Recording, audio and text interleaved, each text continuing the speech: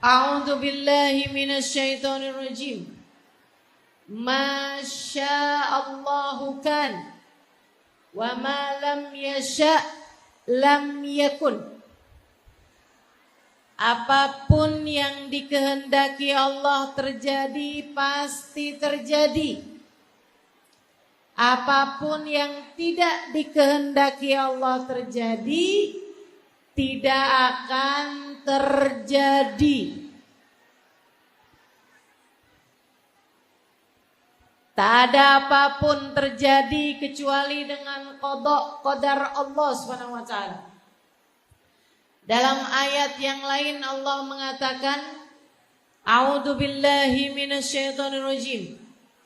Innama amruhu idza arada syai'an ay yaqula lahu kun. Sesungguhnya urusan Allah apabila menghendaki sesuatu untuk terjadi hanya perlu berkata jadilah, maka jadilah sesuatu tersebut. Tak ada apapun terjadi di atas muka bumi ini.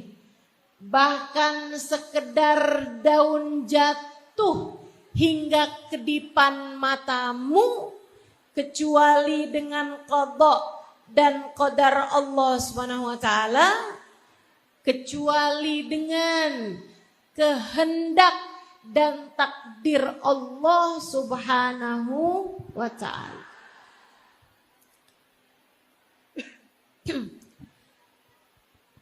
Apa takdir Allah buat saya pada hari ini?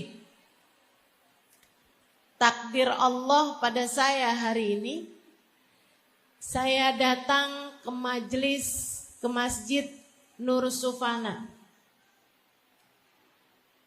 Berjumpa denganmu.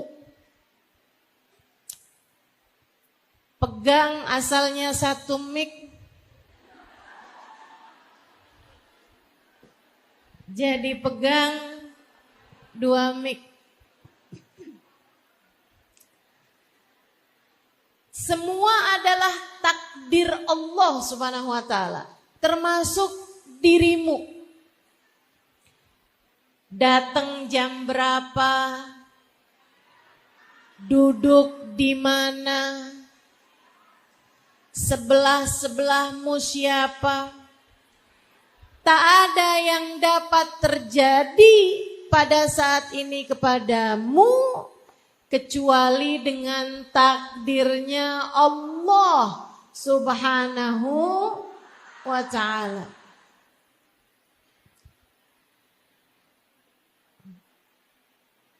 Semua orang menjalani takdirnya masing-masing. Tapi ada yang damai dan ridho dengan takdirnya Allah. Ada yang enggak bener jalanin takdirnya Allah, enggak ridho, enggak terima, ngeluh mulu, protes mulu. Disinilah nilai manusia di sisi Allah Subhanahu wa taala terlihat. Nabi Muhammad mengatakan, man radiya falahur ridha wa man sakhita falahus sukht. Siapa yang berdamai dan menerima takdirnya Allah Subhanahu wa taala, maka Allah akan menerima dan ridho kepadanya. Wa malam wa man sakhita, dan siapa yang protes, enggak terima sama takdirnya Allah Subhanahu wa taala, enggak ridho sama takdirnya Allah Subhanahu wa taala, falahus sukht, maka Allah Subhanahu wa taala pun akan memberikan kemurkaan kepada hamba tersebut. Nilaimu di sisi Allah tergantung dari seberapa ridho kamu, seberapa damai kamu terhadap takdir yang datang dalam hidupmu. Saudariku sekalian yang saya muliakan,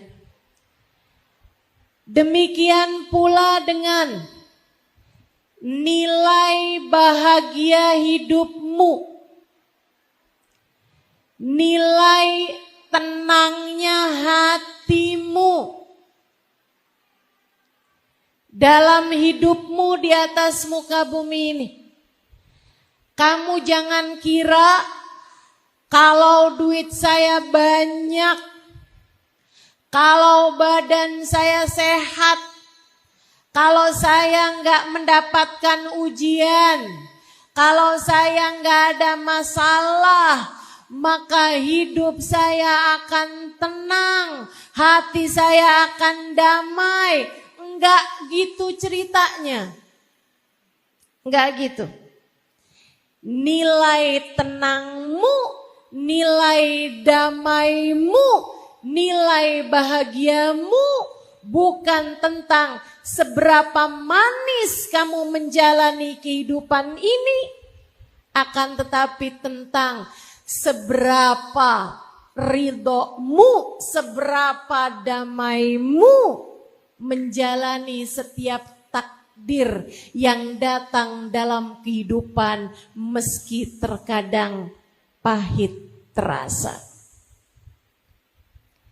Jangan ngarep hidup seneng terus. Itu mustahil. Mau yang kaya, mau yang kurang kaya,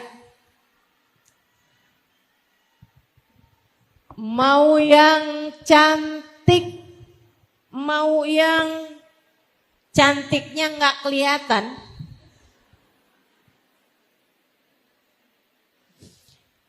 mau yang jomblo, mau yang status menikah, mau yang janda, jandanya mau janda cerai, janda mati, bahkan yang anak-anak sekalipun, datangnya permasalahan dalam hidupmu adalah sebuah niscaya, pasti dialami oleh setiap manusia. Allah mengatakan dalam Qur'annya, A'udzu billahi minasyaitonir rajim. Walanabluwannakum bisyai'in minal khaufi wal ju' wa naqsin minal amwali wal anfusi wath thamarat fabasyiris sabirin.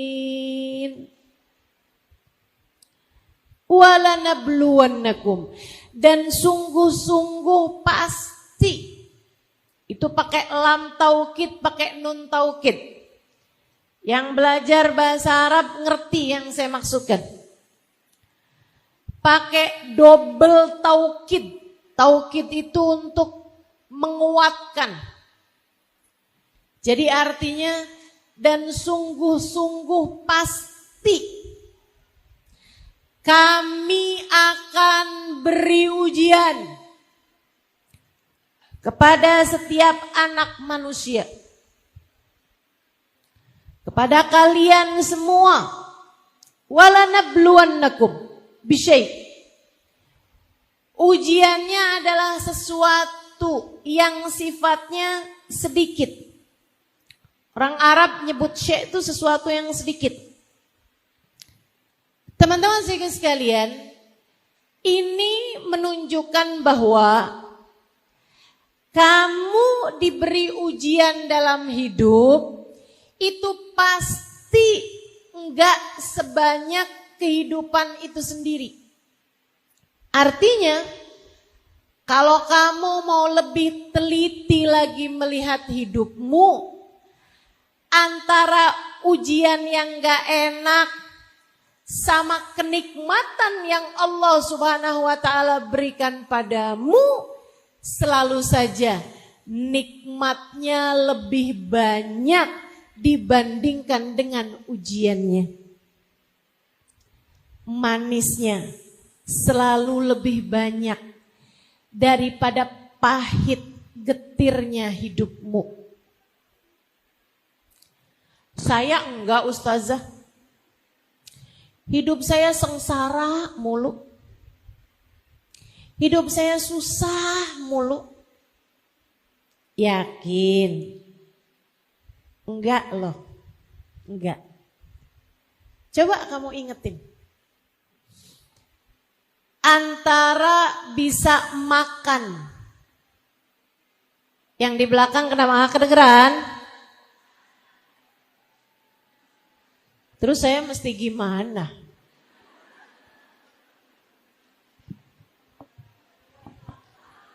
Menurut kamu saya harus apa? Hah?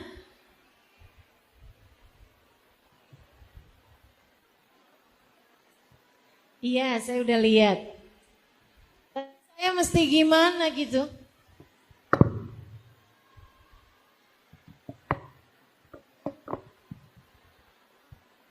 Allah. Itu yang ada kabelnya mungkin? Coba aja.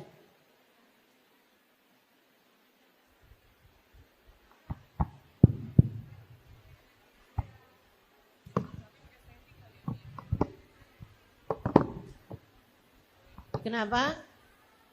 Allah.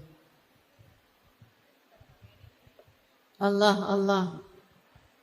Kedengeran gak yang sekarang? Enggak kedengeran tapi kok bisa nyaut?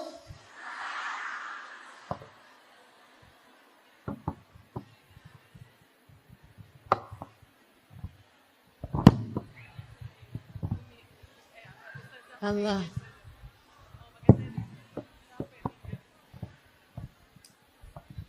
Saudariku sekalian, kedengeran? Yang di atas aman? Oke. Oh enggak juga tuh katanya. Aman ya yang di atas ya. Berarti yang di luar ya.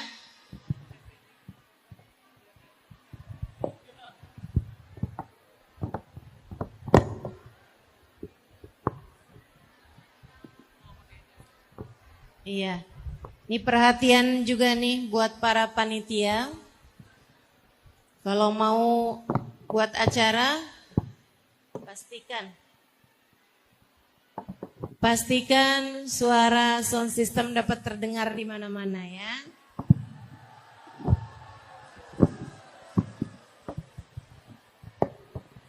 Saya gimana nih?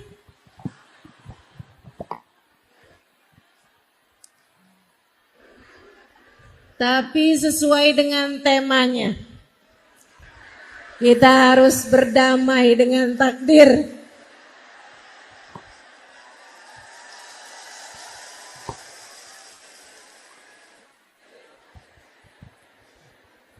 Baik, bismillah. Coba biar semuanya tenang, jadi insya Allah semuanya kedengeran. Saudariku sekalian, kalau kamu bilang, tapi hidup saya banyakkan susahnya daripada senangnya. Enggak gitu loh.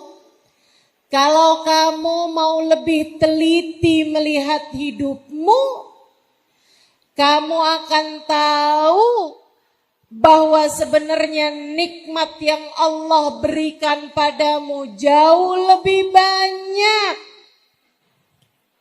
daripada kepahitan-kepahitan yang Allah Subhanahu wa taala berikan dalam hidupmu. Sehat ama sakit, lamaan mana? Sehat. Punya duit ama enggak punya duit, seringan mana?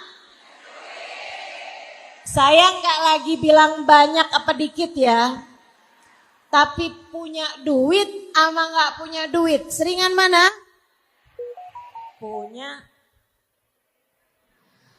Apalagi kalau kamu bicara tentang dalam seumur hidupmu ini, pernahkah datang waktu di mana Allah tidak memberi kepadamu rezeki makanan? Pernah? Nggak pernah. Sehari semalam kamu nggak makan karena nggak ada makanan yang bisa kamu makan. Pernah? Nggak pernah. Saudaraku sekalian yang saya muliakan, Allah tidak pernah lupa memberikan kepadamu rezeki. Bagaimana mungkin kamu bisa berkata bahwa takdir Allah selalu pahit untukmu?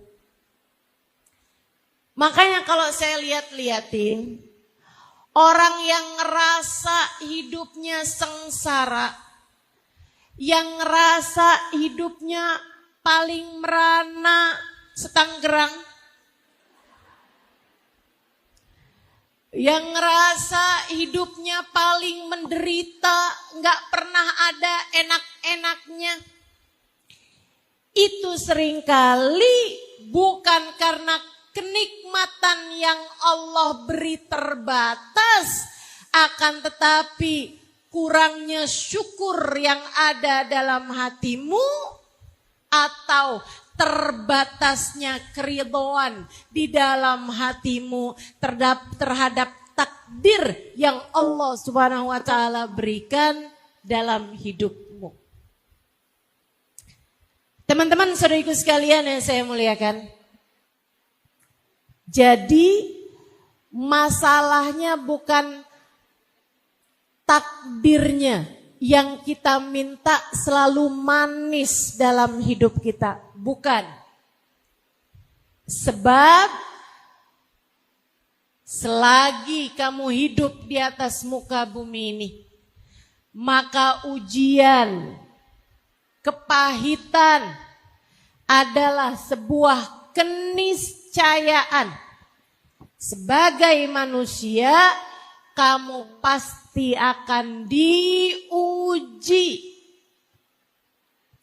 Walanabluwannakum, kata Allah. Kami pasti akan memberikan ujian kepada kalian semuanya. Bisyai'in, dengan sesuatu yang sedikit.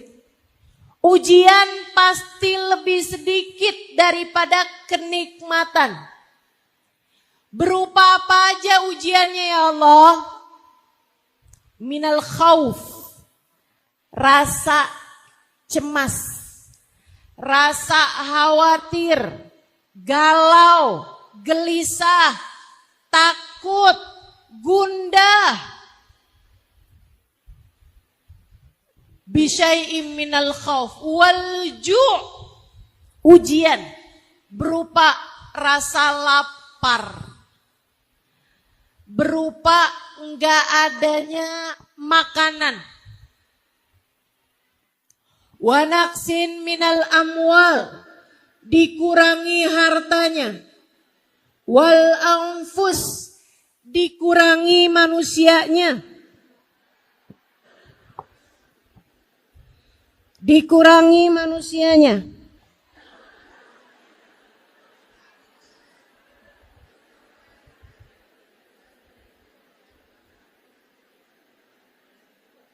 Allah.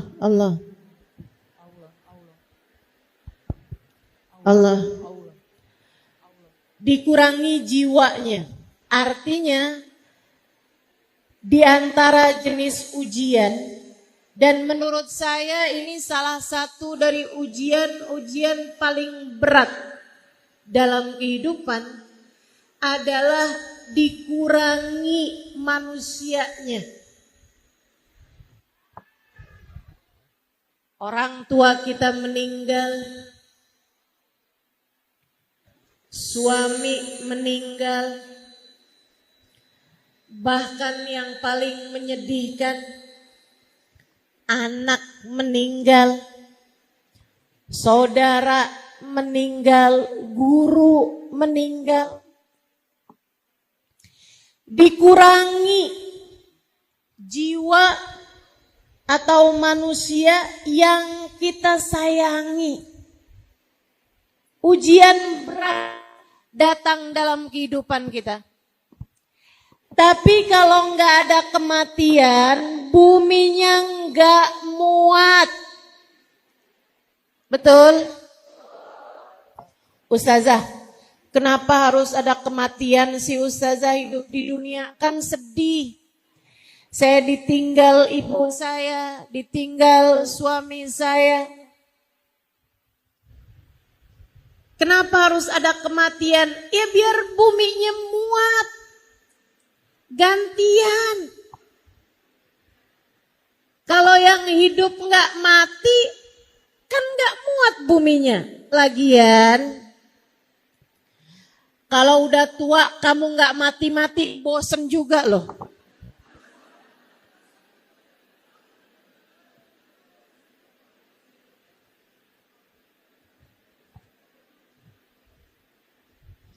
Kamu tahu nggak? Banyak orang-orang yang sudah sangat tua itu nggak lagi minta panjang umur. Dia bilang, saya udah nggak pengen lagi panjang umur. Saya tanya, kenapa?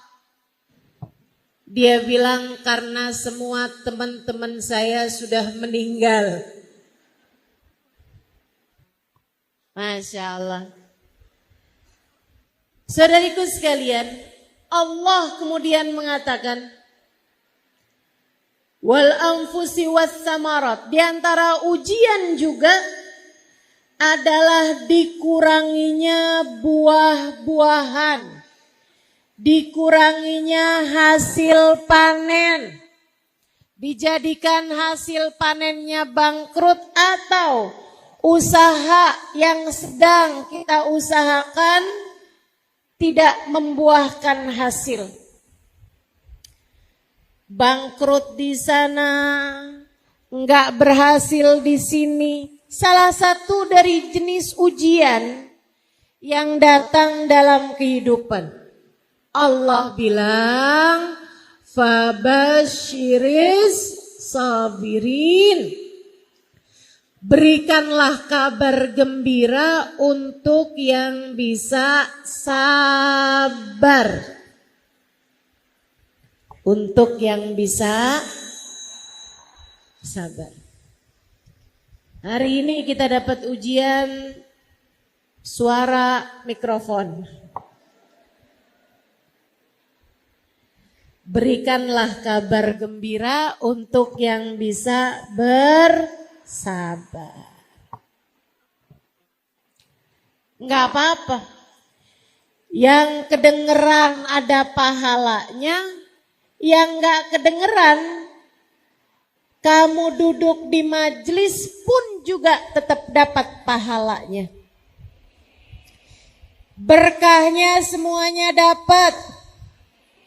Ijabah doanya semuanya dapat.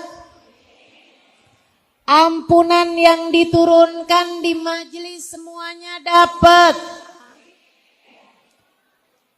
Semoga terhadap berbagai macam ujian yang datang dalam kehidupan, kita mampu untuk menjadi hamba-hamba Allah yang mampu berdamai dalam setiap takdir yang datang dalam kehidupan kita. Insya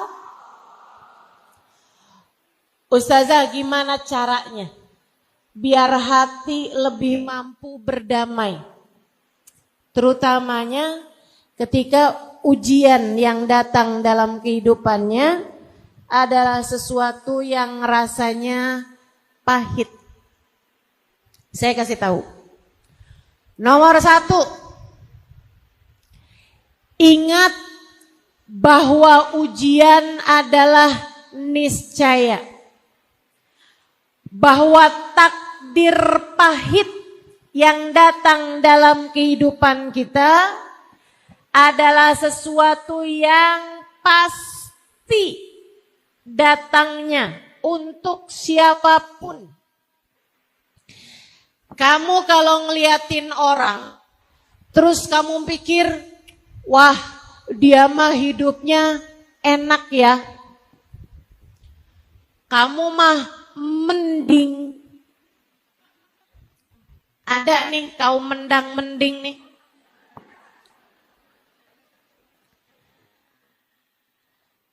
Saudariku sekalian, kalau kamu lihat orang yang menurut kamu kayak hidupnya seneng aja terus gitu. Kayaknya dia tuh gak pernah diuji ya. Kayaknya dia tuh orangnya bahagia aja gitu. Dia pastilah salah satu dari dua orang. Yang pertama, orang yang pandai menyembunyikan luka. Dia pinter aja berpura-pura. Di depan orang kelihatannya kayak iya gitu. Padahal kalau di luar itu sebenarnya enggak gitu. Dia pura-pura aja. Pura-pura tersenyum meskipun hatinya terluka. Bisa begitu? Itu satu gitu ya. Ini bukan pertanyaan. Enggak usah dijawab. Maksud saya kalau ketemu kamu sama orang, kemudian kamu mikir, katanya hidup semua diuji, tapi kok dia seneng aja ya? Misalnya, bisa jadi sebenarnya dia diuji, tapi dia pinter aja di hadapan orang lain berpura-pura. Itu satu. Atau kemungkinan keduanya adalah orang tersebut orang yang telah mampu melewati takdir-takdir buruk, takdir-takdir pahit, dan dia berdamai dengan takdirnya, dan merekalah juara-juaranya. Kamu jangan jadi orang yang pertama. Kamu jangan jadi orang yang pertama. Kalau kamu bilang, kalau ada orang bilang, kamu kok kayaknya seneng aja hidupnya. Kamu gak bilang, ya saya berusaha untuk selalu tersenyum meskipun hati saya menangis.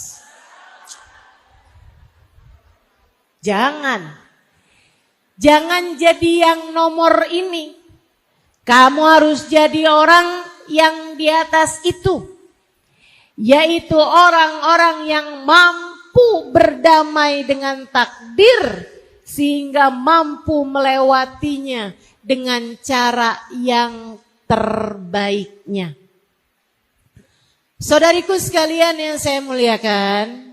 Karena sekali lagi, yang namanya takdir buruk itu adalah ujian.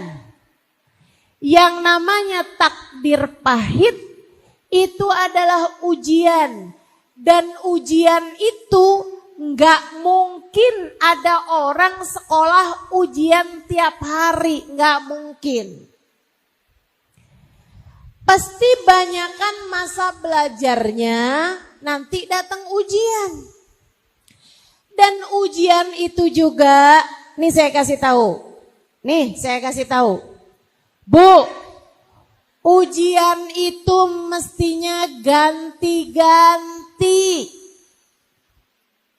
Kalau kamu ngerasa ujian kamu sama terus-terusan, artinya kamu adalah orang yang kena remedial.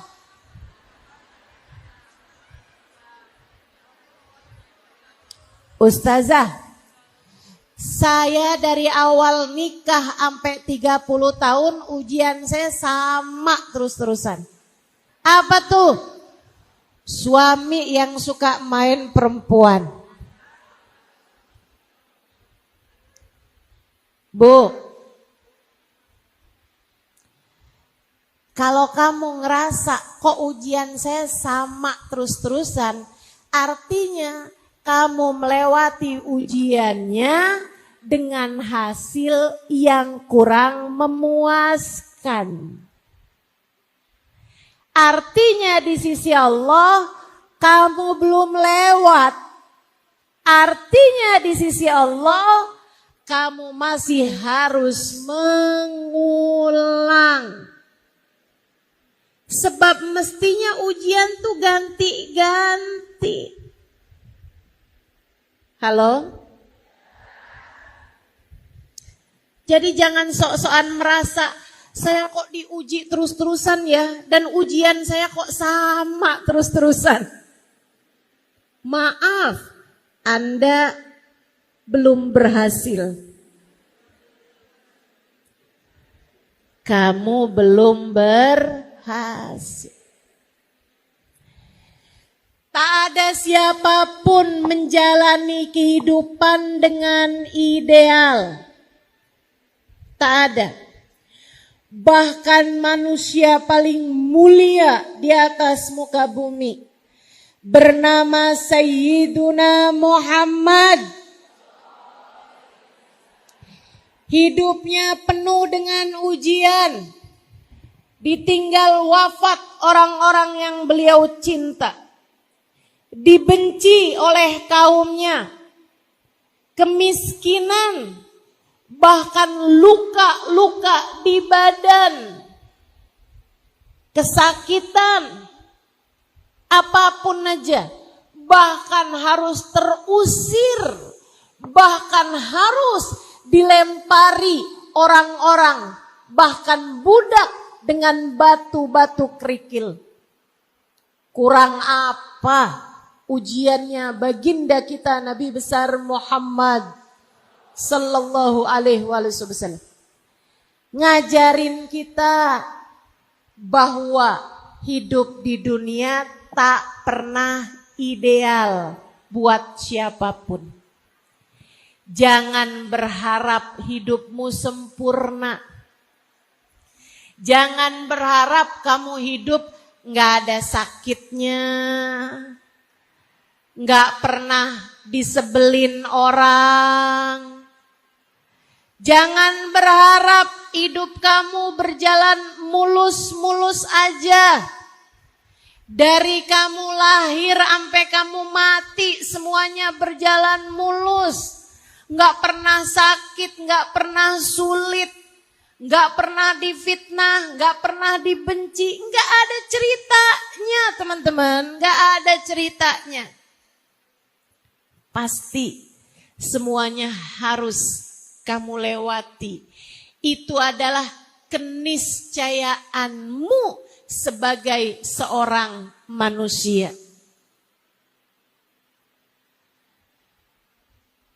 Enggak apa-apa. Diuji tuh enggak apa-apa. Ada masalah tuh enggak apa-apa. Lagi dikasih sakit tuh enggak apa-apa. Lagi melewati masa-masa sulit itu enggak apa-apa. Lagi melewati hari-hari berat itu enggak apa-apa. Kamu hanya perlu melewatinya dengan cara yang paling Allah ridhoi, dengan cara yang paling Allah inginkan, hingga kamu bisa lewat dan kamu keluar dari badai ujian tersebut sebagai seorang pemenang. Insya Allah. Saudaraku sekalian, jadi sekali lagi nggak ada orang nggak diuji, semuanya diuji, semua diuji, dan ujiannya itu datang bahkan sesuai dengan kadar keimanan. Kata Nabi Muhammad sallallahu alaihi wasallam, al-bala muwakkalun bil anbiya, thummal awliya, thummal adna fal adna. Ujian itu paling besarnya datang kepada para nabi, kemudian para wali, kemudian orang-orang soleh, terus sampai ke bawahnya. Semakin tinggi nilainya di sisi Allah, semakin berat pulalah ujiannya. Semakin kecil nilainya di sisi Allah, semakin ringan pulalah ujiannya. Tapi kamu juga jangan minta, iya ya, saya nih kok hidup saya gak pernah diuji. Ya Allah, apakah ini menunjukkan bahwa saya adalah orang yang tidak bernilai? Ya Allah, kalau begitu ujilah saya dengan ujian-ujian yang besar. Belum tentu bisa lewat kamu. Udah Allah itu udah yang paling luar biasa. Tahu kemampuan hambanya. La yukallifullahu nafsan illa. Allah tidak akan memberi ujian, beban di luar batas kemampuan hambanya. Jadi itu yang nomor 1. Ingat, semua diuji. Ingat, tak ada hidup yang ideal. Semua pasti melewati masa-masa takdir yang pahit dalam kehidupan. Kemudian yang kedua, ingat, apapun yang Allah beri adalah yang terbaik. Kamu gak ngerti, tapi Allah ngerti. Kamu gak faham, tapi Allah faham. Kamu tidak cukup pandai, tapi Allah lah yang maha bijaksana. Teman-teman seriku sekalian, selayak dokter yang handal, Allah terkadang memberikan dalam kehidupan kita kepahitan-kepahitan. Kamu sakit, kamu pun pergi ke dokter. Dokter yang tahu kamu sakit tidak akan memberikan hal-hal yang manis sebagai obatnya. Nih, minimal obat kamu dikasih pil, kamu dikasih sirup, kamu dikasih jamu. Rasanya apa? Pahit. Rasanya pahit. Kamu gak bisa bilang, ya Allah, mengapa engkau begitu kejam memberikan kepadaku kepahitan-kepahitan dalam kehidupan. Itu sama kayak kamu bilang sama dokter, dokter nih sebenarnya lagi ada masalah apa sama saya dokter? Kenapa kok dokter ngasih saya pil-pil pahit? Tentu dokter tersebut akan menjawab, saya memberimu pil pahit karena dengan ilmu saya tahu bahwa di dalam pil pahit ini terdapat obat bagi penyakitmu. Kita nih, kalau hidup kita senang terus-terusan, dari mana kita paham caranya bersabar? Kalau hidup kamu sehat terus-terusan, seneng terus-terusan, dari mana kamu bisa pengen sama akhirat? Teman-teman saya sekalian, saya kalau lagi sakit, saya ingetin diri saya. Halimah, kamu kayaknya emang terlalu betah di dunia. Makanya sama Allah diingatkan bahwa dunia enggak seseneng ini. Dengan Allah kasih sakit. Begitu sakit jadinya inget sama akhirat. Begitu sakit akhirnya jadi pengen sama surga. Akhirnya jadi kangen sama surga. Kalau kamu hidupnya senang terus-terusan, dari mana kamu belajar rasa kepengen surga? Makanya tiap kali dikasih kepahitan, itu adalah cara Allah mengingatkanmu dengan surga.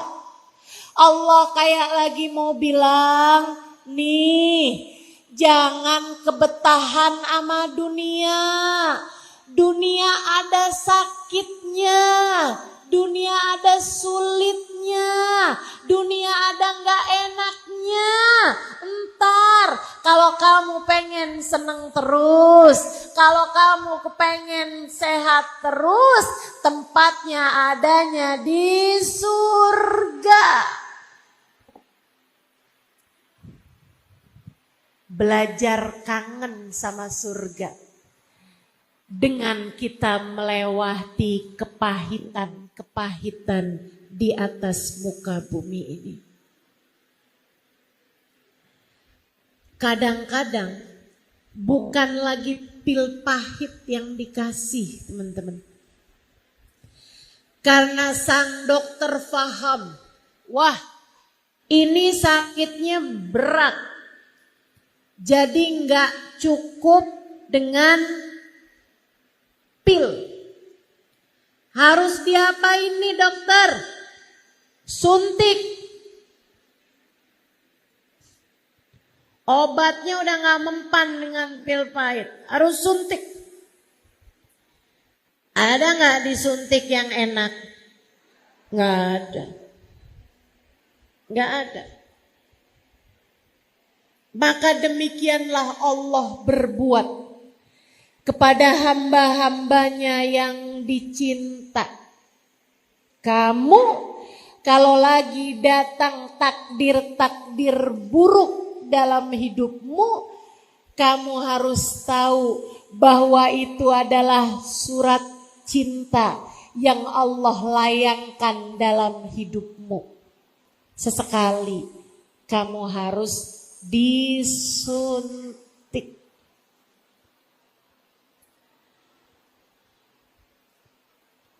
Kebaca pesan di HP. Sayang, bulan ini sudah ditransfer. Masalahnya itu adalah HP suami. Kamu kebaca di HP suamimu ada WhatsApp masuk, sayang bulan ini sudah ditransfer.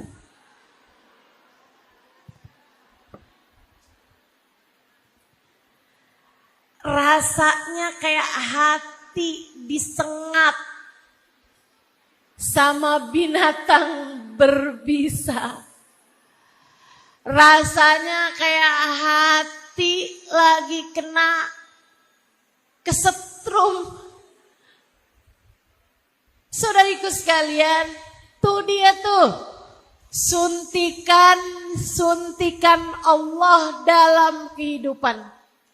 Karenanya seringkali saya ingatkan kepada para istri, saat kamu tahu bahwa hati suamimu berpaling darimu, itu adalah tali yang Allah ulurkan untukmu hendak menarikmu kembali kepadanya.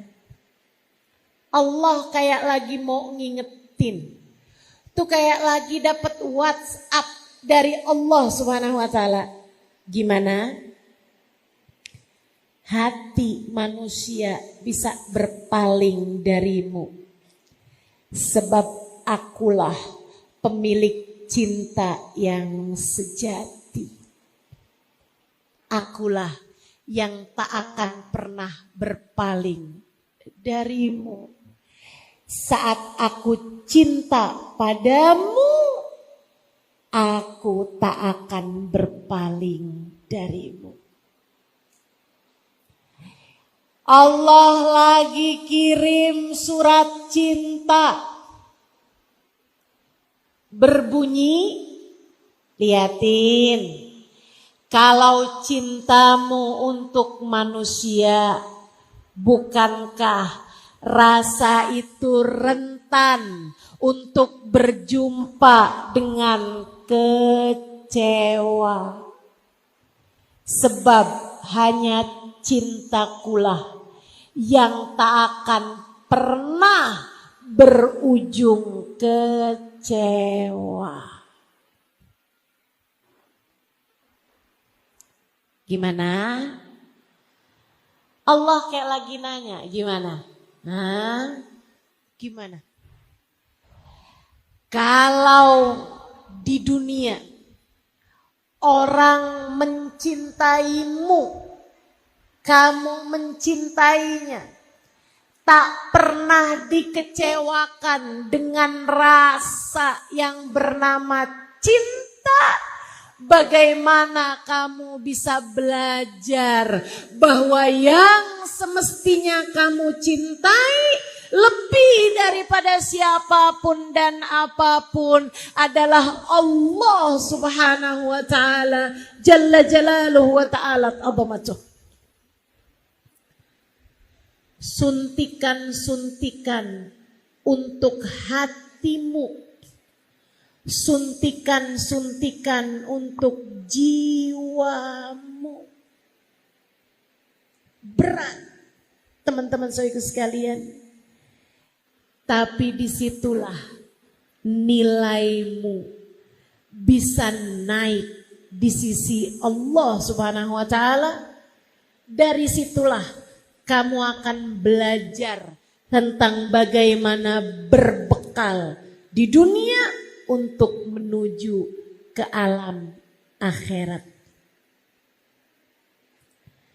Terkadang penyakitnya terlalu berat hingga akhirnya gak cukup pakai pil pahit, gak cukup buat disuntik, harus dioperasi.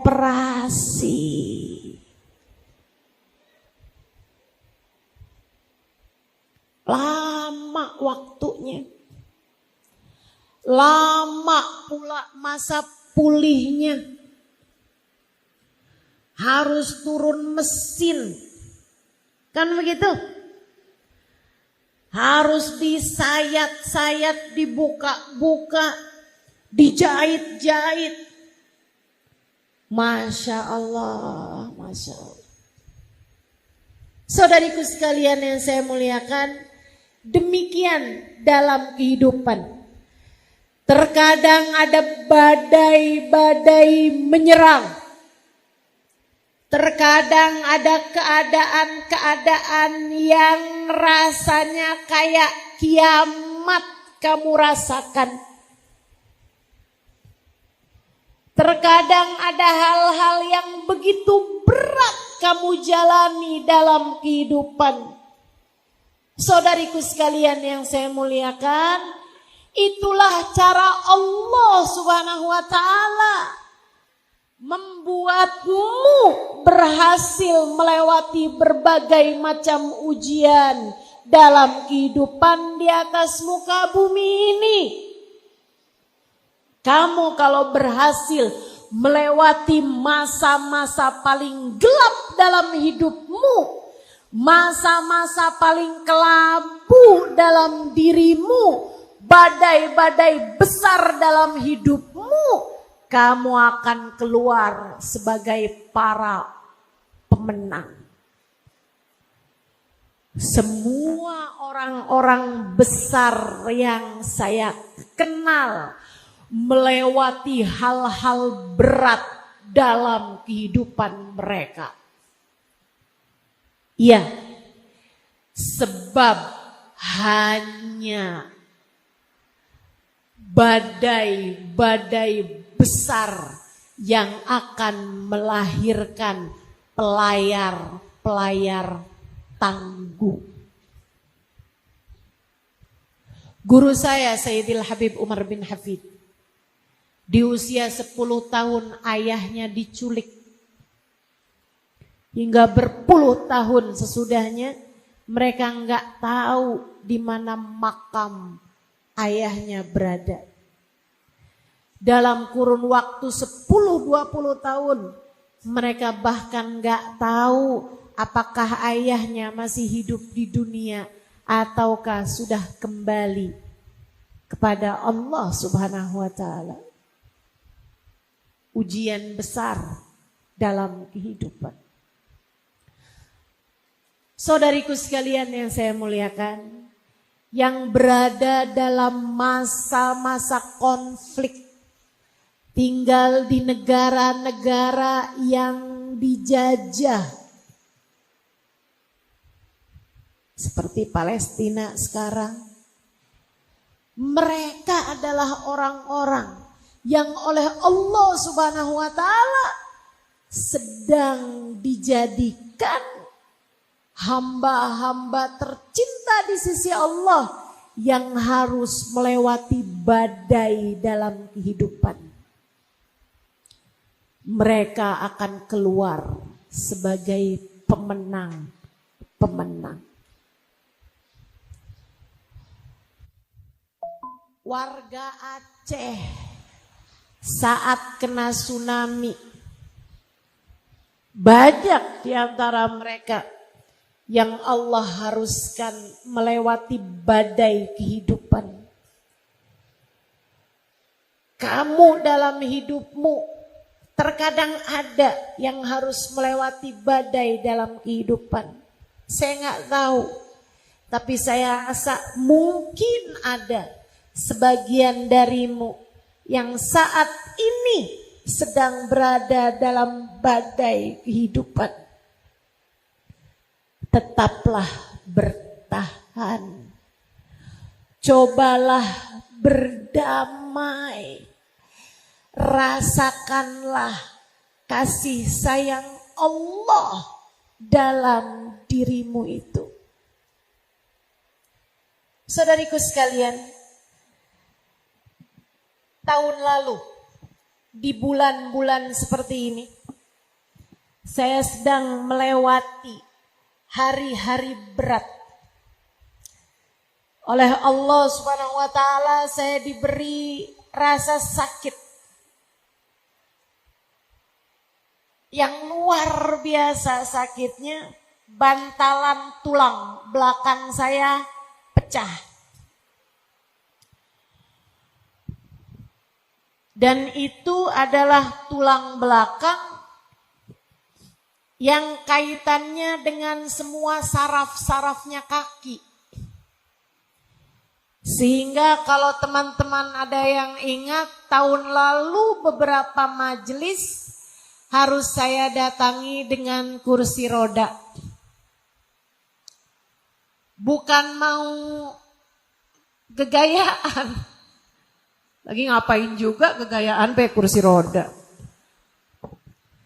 Sebagian majelis sampai dengan bulan-bulan lalu harus saya datangi dengan tongkat yang memang jadi sandaran bagi saya pada masa-masa berbulan sesudah saya melewatinya. Saudaraku sekalian, saya belajar banyak dari masa-masa sakit tersebut. Yang utamanya adalah saya menjadi lebih faham dan mengimani firman Allah Subhanahu wa taala yang terdengar sangat romantis. A'udzu billahi minasyaitonir rajim. Wa nahnu aqrabu ilaihi min hablil warid.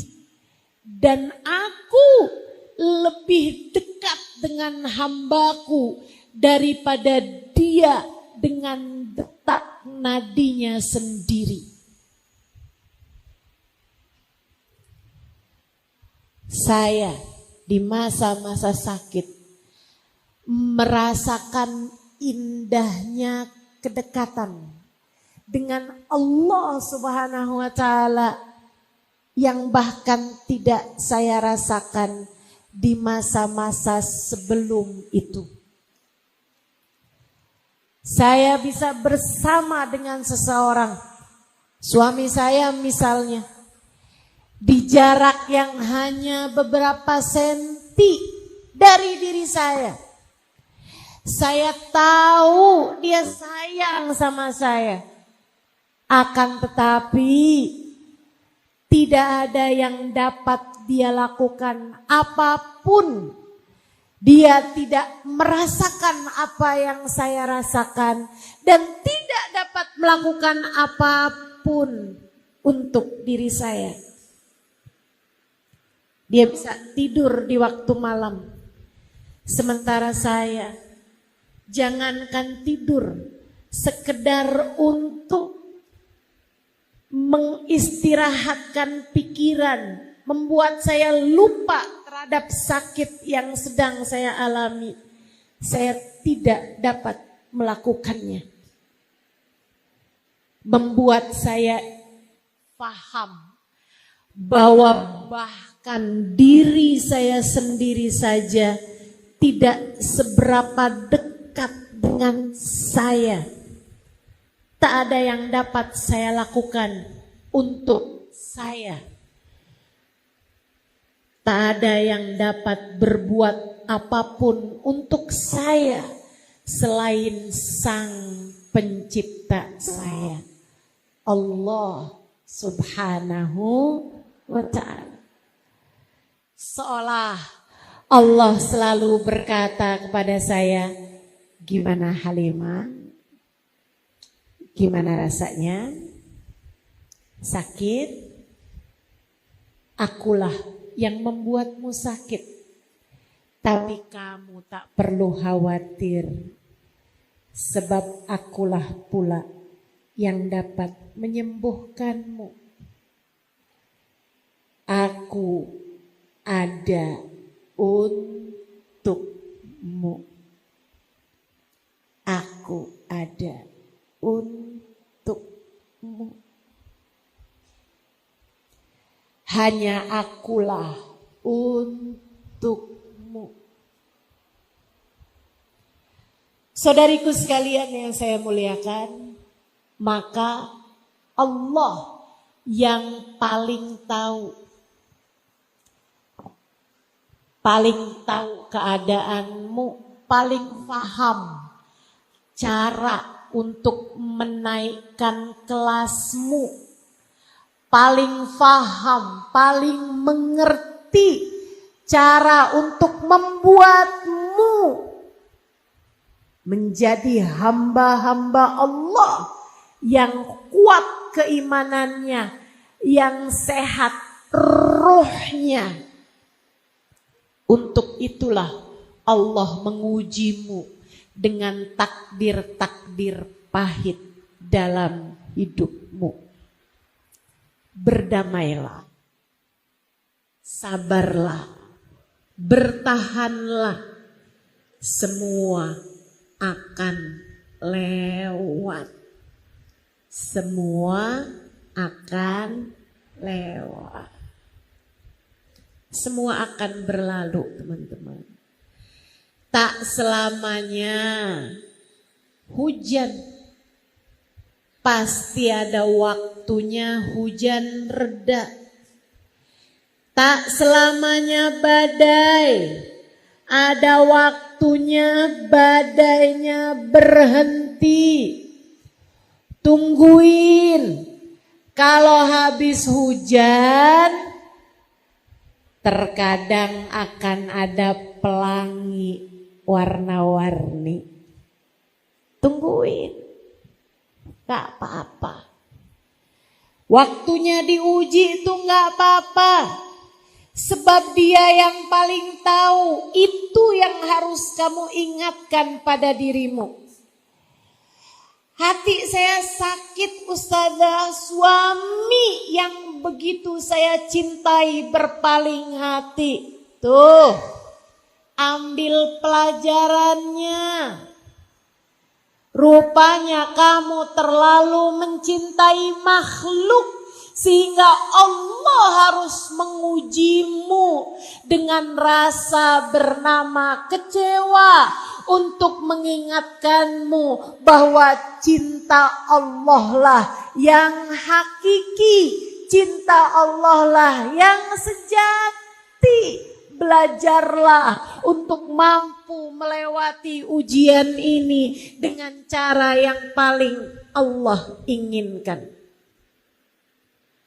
Jadi kalau kamu ketika diuji suami berpaling hati, kamu malah berpikir emang dia doang yang bisa begitu, saya juga. Ya kamu namanya melewati ujian bukan dengan cara yang benar. Kalau kayak gitu besok-besok kamu bakal diuji lagi dan lagi. Karena kamu masih harus remedial. Suami berpaling hati karena kayaknya saya kurang cantik. Kalau gitu saya mau berangkat ke Korea.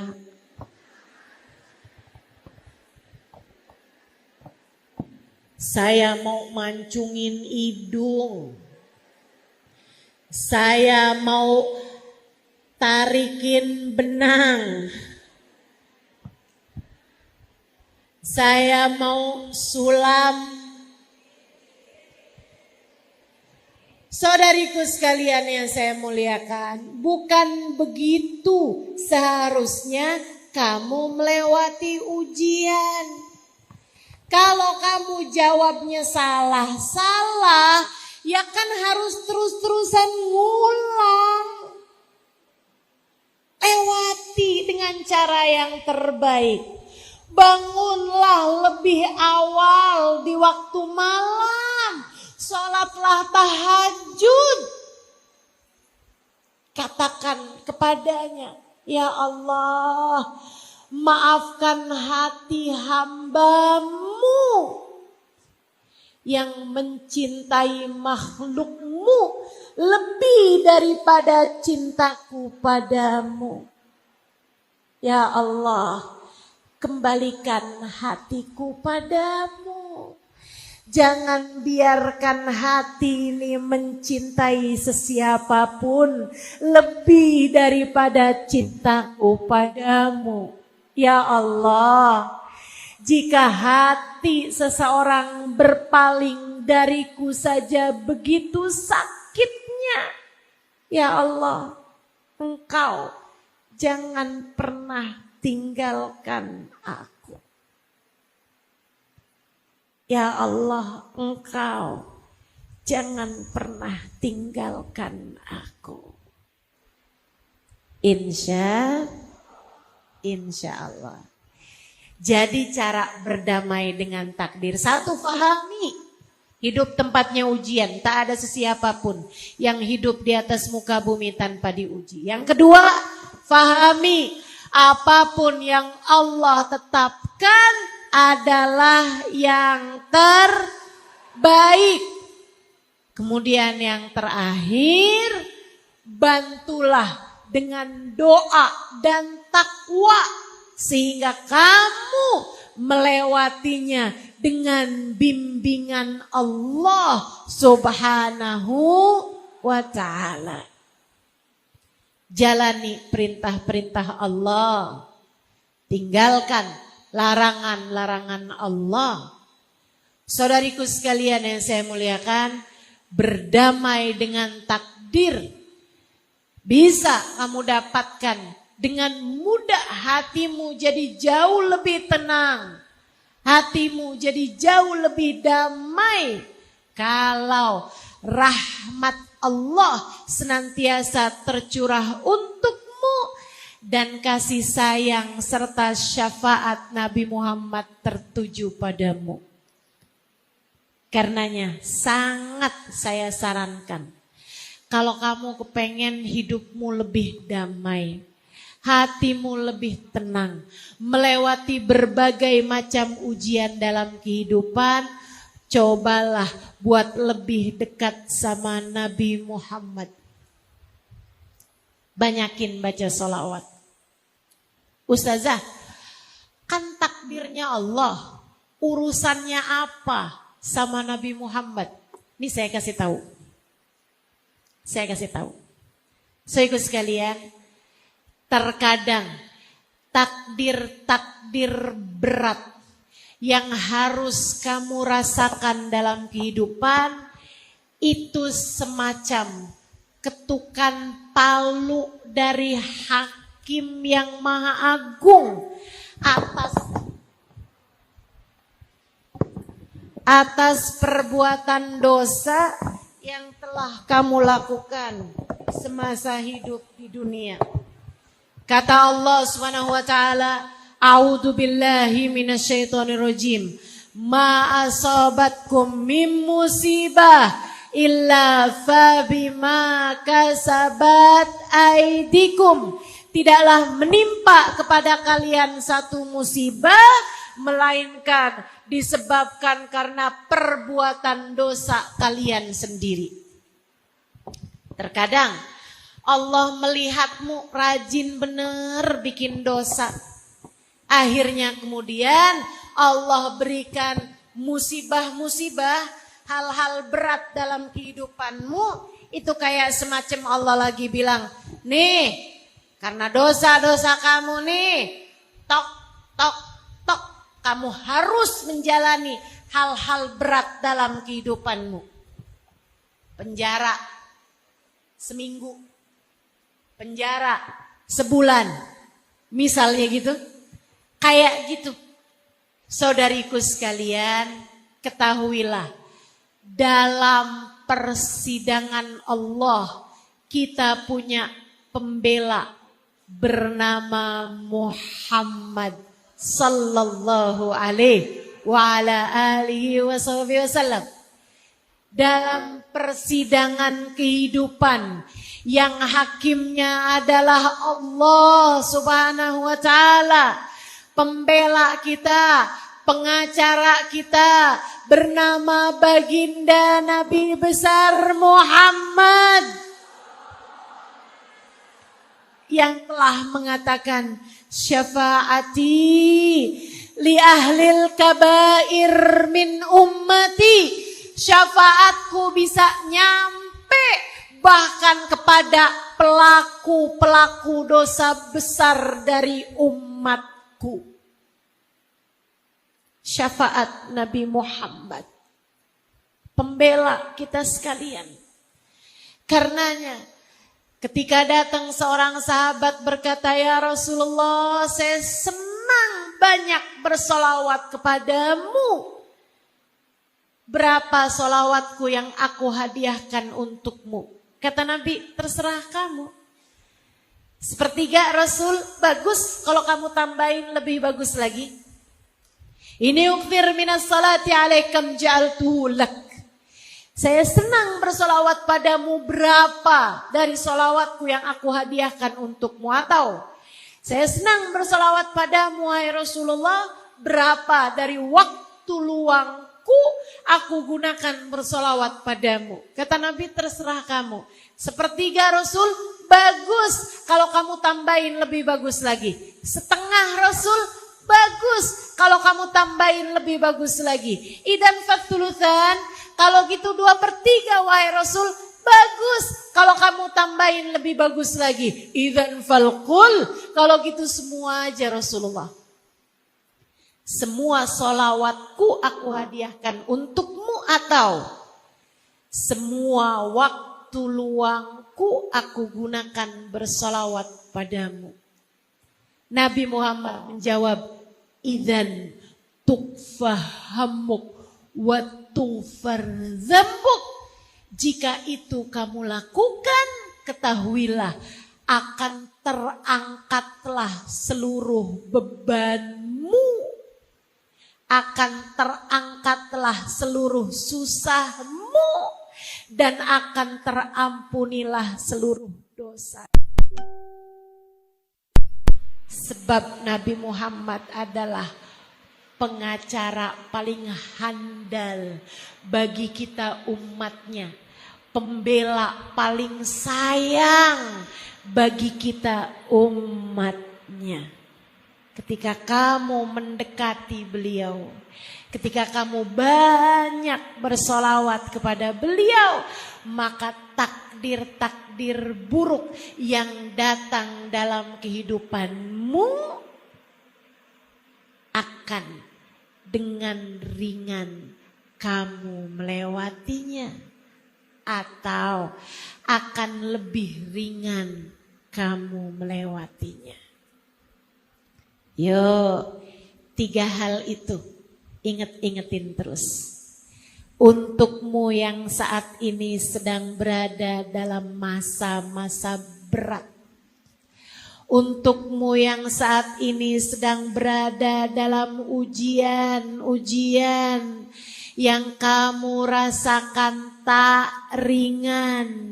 Untukmu yang sedang terluka, untukmu yang sedang bombardir dengan berbagai macam badai-badai dalam kehidupan, ingatkan hatimu bahwa hidup memang harus begitu. Tak pernah ada siapapun menjalani kehidupannya senang terus-terusan. Dan ingatlah bahwa ujian yang datang dalam hidupmu adalah cara Allah untuk menaikkan derajatmu. Cara Allah untuk menyembuhkanmu dari berbagai penyakit-penyakit yang datang dalam keimananmu, untuk menjadikan imanmu lebih kuat, untuk menjadikan agamamu lebih sehat, untuk menjadikan hatimu menjadi hati yang kokoh. Hingga nanti ketika datang waktumu kembali kepadanya, kamu datang padanya sebagai peraih husnul khatimah. Hingga datang waktunya kamu kembali kepada Allah Subhanahu wa taala. Allah telah membentangkan pintu rahmatnya lebar-lebar untukmu. Sebab kamu telah menjadi hamba yang mampu melewati ujian dengan cara yang paling dia inginkan. Kamu telah menjadi hamba yang masuk dalam daftar hamba-hamba tercinta dan diterima oleh Allah Subhanahu wa taala. Dan ingatlah, untukmu yang sedang berada dalam ujian, mendekatlah kepada Sang Pembela, bersolawatlah padanya, dekatkan hatimu padanya. Dia tak akan membiarkanmu melewati badai ujian sendirian. Dia akan membelamu. Dia akan menolongmu dengan syafaatnya. Tengadah tangannya membuatmu lebih ringan. melewati berbagai ujian dalam kehidupan. Doa-doanya kepada Allah lebih mustajab. Maka jadilah kamu sebagai seseorang yang ada namanya dalam tengadah tangannya. Dengan cara jadikan namanya selalu ada dalam lisanmu dengan kamu rajin bersolawat padanya. 3 hal itu kalau kamu ingat, 3 hal itu kalau terus-terusan ada dalam dirimu, maka lihat bagaimana ujian dalam kehidupan sepahit apapun akan kamu lewati dengan cara yang paling benar. Rabbana dhalamna anfusana wa illam taghfir lana wa tarhamna lanakunanna minal khasirin. Rabbana atina fid dunya hasanah wa fil akhirati hasanah wa qina adzabannar.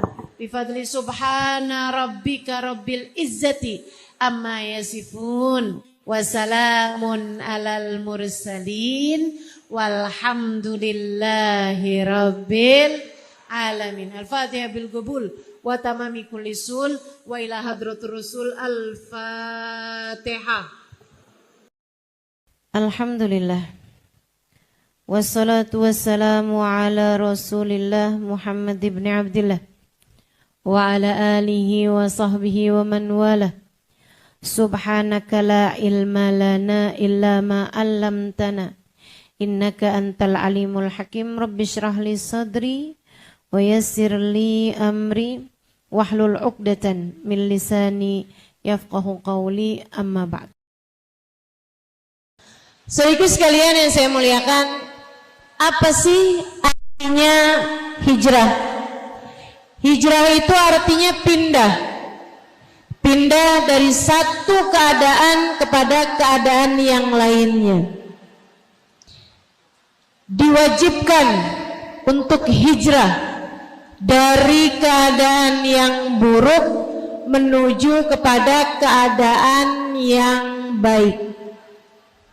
Kamu kalau ingin di hari akhirat nanti menuju ke surga, maka dari mulai sekarang pastikan jika sebelumnya kamu masih mengarahkan langkah menuju selain surga, kamu sudah harus memastikan langkah putar balik menuju surga. Maka saya akan sampaikan padamu beberapa pesan. Saya mau sampaikan 3 pesan aja terkait hijrah kita dalam kehidupan ini, sehingga mudah-mudahan semuanya dari dunia menuju surga, dari kehidupan di dunia ini hidup dalam keadaan bahagia, amin, sampai mati husnul khotimah, di akhirat nanti masuk surga. Sekali lagi mudah-mudahan hidup kita di dunia bahagia, mati husnul khotimah, di akhirat masuk surga. Kalau kamu pengen ketiganya, hidup bahagia, mati husnul khotimah, di akhirat menuju surga, nih saya kasih tahu 3 pesan saya. Yang pertama, bagusin niat. Apapun yang kamu lakukan, siapapun kamu, dan apapun yang kamu lakukan baru benar-benar bermakna apabila niatnya bagus. Katanya Imamul Haddad, man saluhat niyatuhu saluhat a'maluhu la mahala. Orang kalau niatnya bagus, perbuatannya bakalan bagus, pasti. Wa man sa'at niyatuhu sa'at a'maluhu la mahala. Dan kalau niatnya jelek, perbuatannya bakalan jelek. Wa in kanat fi suratihi hasanah, walaupun kelihatannya kayaknya bagus. Kalau udah niatnya nggak bagus, bakalan perbuatannya juga nggak bagus. Kayak ada tuh berapa tahun yang lalu mau pemilihan anggota dewan, nyumbang karpet masjid biar dipilih. Nyumbang karpet masjid, perbuatan bagus apa nggak bagus? Niatnya biar dipilih, bagus apa nggak bagus? Saudaraku sekalian, ternyata abisnya pemilihan dia nggak kepilih, karpetnya diambil lagi. Masjidnya nggak punya karpet, kesian. Ada lagi nyumbang pintu masjid, ternyata nggak kepilih juga. Habis selesai pemilihan, pintunya diambil lagi, masjidnya jadi nggak punya. Masya Allah. Perbuatan sebaik apapun, niatnya harus bagus.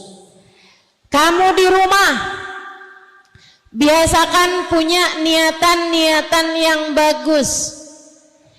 Ibu biasa masakin buat anaknya kan? Kalau masak niatnya yang bagus, Bu. Dan jangan lupa niat. Jangan asal masak aja. Ya Allah, saya niat masak buat anak dan suami, biar kami semuanya makan makanan yang sehat, sehingga bisa jadi sebab kami menjadi kuat beribadah kepadamu ya Allah. Sambil niat, ya Allah, jadikanlah makanan ini sebagai makanan yang membawa kebaikan, banyak membawa kebaikan bagi diri-diri kami dari dunia hingga kelak di hari akhirat nanti. Jangan salah, Bu. Saya dulu waktu sekolah SD, waktu saya kecil, segini, kecil, biar begini saya pernah kecil juga loh, Bu. Saya waktu sekolah SD itu, zaman saya kecil, selalu saja juara kelas dan tidak pernah merasa kesulitan untuk belajar. Saya mudah untuk masuk pelajaran-pelajaran yang diberikan. Setiap pagi sebelum berangkat sekolah, saya akan cium tangan abah saya, cium tangan umi saya, kemudian abah saya akan pegang ubun-ubun kepala saya. Beliau kemudian berdoa, barakallahu fik, disebul ubun-ubun kepala saya. Saya dulu meyakini bahwasanya apa yang dikerjakan abah saya membuat otak saya encer, sehingga saya lebih mudah mendapatkan pelajaran-pelajaran dan memahami ilmu yang saya dapat di sekolah. Jadi kalau ada teman yang nanya, kok kamu pinter sih? Jawaban saya, iya, karena saya disebul sama abah saya. Didoakan sama abah saya, beliau meniup ubun-ubun kepala saya sambil berdoa, barakallahu fik, semoga Allah memberkahimu nak. Saya dulu punya keyakinan itu yang membuat saya jadi cerdas. Dulu itu keyakinan saya tanpa tahu kebenarannya.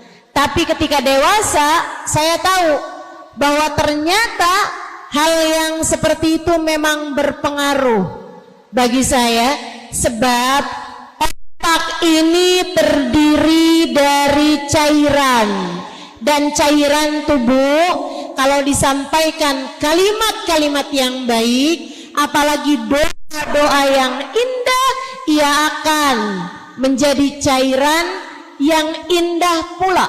Molekul-molekulnya, sel-sel dalam air tersebut akan membentuk bentuk-bentuk yang sangat indah dan menjadi kekuatan untuk mengerjakan kebaikan-kebaikan. Jadi para guru yang kepengen santri-santrinya, pelajar-pelajarnya pada pinter-pinter, jangan suka ngomel. Para ibu yang kepengen anakmu cerdas-cerdas, jangan suka marah-marah. Apalagi marah-marahnya sambil masak. Masakanmu itu semuanya cairan. Cairan tersebut, air tersebut, kalau kamu marah-marah, ia akan jadi sesuatu yang rusak, masuk ke dalam tubuh anak-anakmu, merusak otak, merusak kesehatan, merusak hati, merusak anggota tubuh.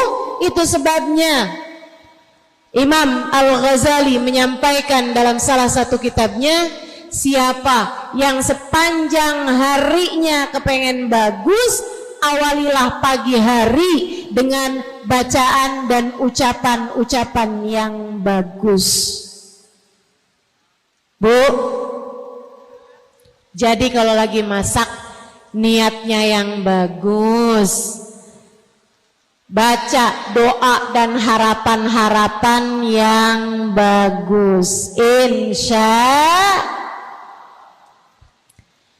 Ibu-ibu saudara sekalian, saya jarang nyikat kamar mandi karena saya malas, dan karena biasanya ada yang nyikatkan kamar mandi saya. Tapi kalau saya sedang nyikat kamar mandi, saya akan nyikat kamar mandi sekaligus dengan niatan-niatan. Saya bilang, ya Allah, saya hanya bisa membersihkan kamar mandi. Yang bisa membersihkan hati saya hanya Engkau yang dapat melakukannya. Ya Allah, saya hanya bisa membersihkan dinding-dinding kamar mandi, lantai-lantai kamar mandi, toilet-toiletnya.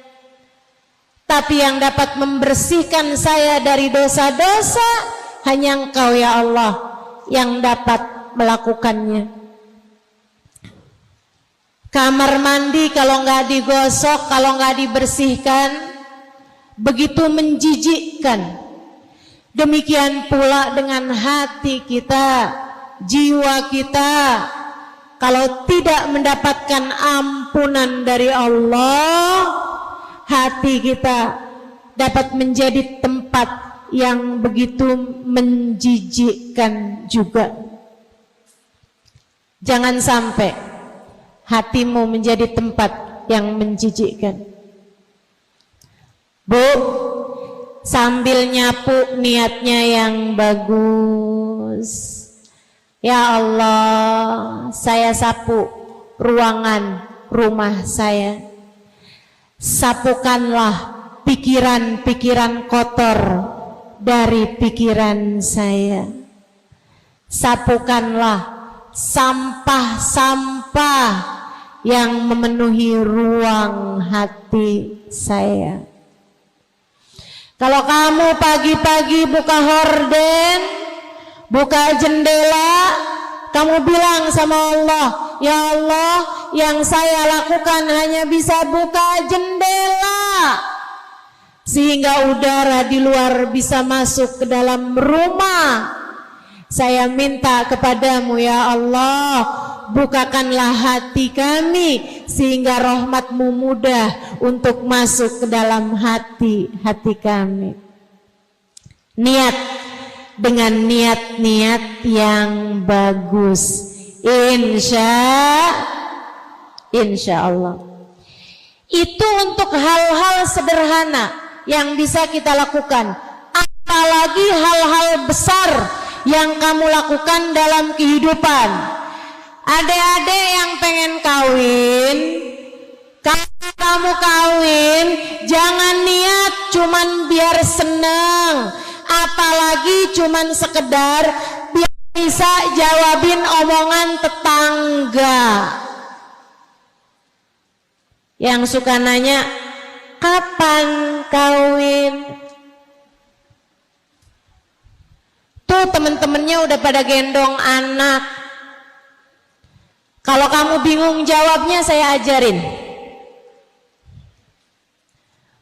Jodoh, rezeki, ajal yang punya Allah, adanya di tangan, dalam genggaman, dalam takdir.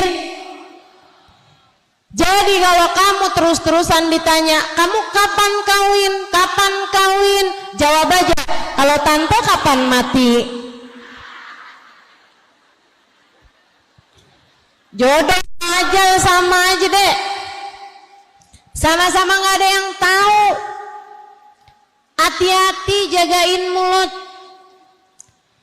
Saudariku sekalian yang saya muliakan, jangan suka nanya sama orang yang habis kawin, kamu kapan punya anak? Emang dia tahu? Enggak tahu. Enggak tahu ibu-ibu sekalian. Karena yang enggak usah nambahin bingungnya orang. Kita belajar untuk bisa menempatkan segala sesuatu sesuai dengan tempatnya, insya Allah. Nah, kalau kamu kawin, niatnya yang bagus. Niat buat memperbanyak jumlah umat Nabi Muhammad. Sebab Nabi Muhammad mengatakan, tanakahu takthuru fa inni mubahin bikumul umam yaumal qiyamah. Menikahlah kalian dan milikilah anak yang banyak, sebab aku akan berbangga dengan banyaknya umatku di akhirat nanti. Kalau nikah, niat yang bagus, niat mengerjakan perintah Allah, niat memperbanyak umat Nabi Muhammad sallallahu alaihi wasallam, niat mengerjakan sunnahnya Nabi Muhammad. An-nikahu sunnati faman raghiba an sunnati falaysa minni. Nikah adalah bagian dari sunnahku, siapa yang enggan terhadap sunnahku, dia tidak termasuk bagian dari kelompokku. Jadi yang nikah niatnya harus bagus. Kalau kamu tahu kamu hamil, mulai mengandung anakmu, niat yang bagus. Ya Allah, aku niat menjadikan anak yang sedang aku kandung ini, ya Allah, sebagai hamba yang ahli ibadah kepadamu. Ya Allah, saya berusaha untuk menjalankan kewajiban saya sebagai hamba-Mu. Saya niat untuk menjadikan yang ada dalam kandungan saya sebagai umat Nabi Muhammad yang soleh atau soleha. Gitu, niatkan. Demikian pula kalau kamu ngajar, kalau kamu belajar, apapun aja yang kamu lakukan. Nih sekarang niat hadir di majelis ini, jangan cuma sekedar pengen tahu mukanya Ustazah Halimah kayak apaan sih? Ustazah yang suka viral di TikTok itu loh, yang gak pernah kelihatan mukanya, kelihatan kursinya doang. So ikut sekalian saya muliakan, gak cukup sebagai niat-niat yang bagus, mesti dinaikin niatnya. Pengen belajar jadi hamba Allah yang tahu apa yang harus dilakukan. Pengen kumpul-kumpul dengan banyak perempuan-perempuan solehah, biar saya juga ketularan jadi hamba Allah yang solehah. Kepengen belajar dari hamba-hambanya Allah Subhanahu wa ta'ala. Kepengen punya ilmu yang punya sambungan langsung sampai kepada baginda Nabi besar Muhammad sallallahu alaihi wasallam. Sebagaimanapun saya belajar di pondok-pondok pesantren yang para pengajarnya adalah orang-orang yang memiliki sanad keilmuan sampai kepada baginda Nabi besar Muhammad sallallahu alaihi wa ala alihi wa sahbihi wasallam. Termasuk urusan niat ini, bagusin niat ini adalah sesuatu hal yang sangat dipentingkan oleh Nabi Muhammad sallallahu alaihi wasallam dalam berbagai macam urusan, termasuk dalam urusan hijrah. Sebab ternyata ketika Nabi Muhammad hijrah, umat Islam hijrah berangkat dari Mekah ke Madinah, enggak semuanya kepengen untuk hidup di Madinah bersama dengan Nabi Muhammad sallallahu alaihi wasallam, menjalankan syariat agama Islam secara kafah, secara sempurna. Enggak semuanya punya niat begitu. Ada juga kerja di Mekah nggak nguntungin, ikutan hijrah kali-kali. Kalau buka toko nih di Madinah, siapa tahu nih bisa untung. Ada lagi hijrah ikutan berangkat ke Madinah, karena saya dengar-dengar cewek yang saya naksir berangkat hijrah ke Madinah. Namanya Ummu Gais. Dia pun kemudian berangkat bukan karena kepengen sama Nabi Muhammad, tinggal bersama dengan Nabi Muhammad di Madinah, menjalankan agama Islam dengan sempurna bersama dengan orang yang diturunkan kepadanya Al-Quran, yaitu baginda Nabi Muhammad alaihissalam, yang diturunkan ajaran Islam, yaitu Nabi Muhammad alaihissalam. Akan tetapi dia kepengen bisa menikahi perempuan bernama Ummu Gais. Maka mereka pun mengadu kepada Nabi Muhammad alaihissalam, ya Rasulullah, laisa kulluna man yuhajir ibtigha'a mardatillah. Wahai Rasul, enggak semuanya kami yang hijrah ini karena kepengen ridhonya Allah atau karena kepengen untuk bisa hidup denganmu wahai Rasulullah. Ada Rasul yang hijrahnya karena pengen dapetin dunia, pengen bisa dapat pekerjaan yang lebih baik, pengen bisa dapat penghasilan yang lebih menguntungkan. Ada juga Rasul yang hijrahnya karena kepengen bisa kawin sama Ummu Gais. Itu gimana Rasul? Sama apa enggak nih kita pahalanya? Sama apa enggak hasilnya? Sama apa enggak buahnya? Nabi Muhammad menjawab, innamal a'malu binniyat wa innamal likulli imri'in ma nawa. Allah pemberi, jadi kalau kamu juga ikut-ikutan, bukan jadi orang yang senang menerima, tapi jadi orang yang senang memberi, maka Allah Subhanahu wa taala akan alirkan kepadamu rezeki-rezeki yang bahkan dari arah-arah yang tidak disangka-sangka. Saudara sekalian yang saya muliakan, Hubabah Maryam pernah bilang, Halimah jangan takut ngasih.